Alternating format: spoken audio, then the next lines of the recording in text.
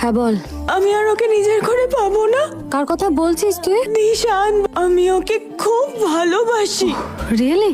ইস বললি, নয়তো জানতেই পারতাম না। তুই কি ভাবিস স্যারের হাতে টাচ করবি আমরা কেউ দেখতে পাবো না? স্যারের স্কুটিতে উঠে পালাবি, আমরা কেউ জানতে পারবো না। টিয়া বলে ডাকবে, আমরা কি সব কেলানে? হ্যাঁ, জানতে পারবো না? আমি সবকিছু তোকে বলতাম মেহা। এখন প্রবলেমটা কি? কবে থেকে চলছে এসব? অনেক দিন ধরে ও অ্যাকসেপ্ট করে। I forced him. He never said no. এখন না বলছে তো? হ্যাঁ, বলছে যা করেছে ওর বউ করেছে। আর ও যেটুকু করেছে ওর বউয়ের প্যানিক অ্যাটাকের ভয়ে করেছে।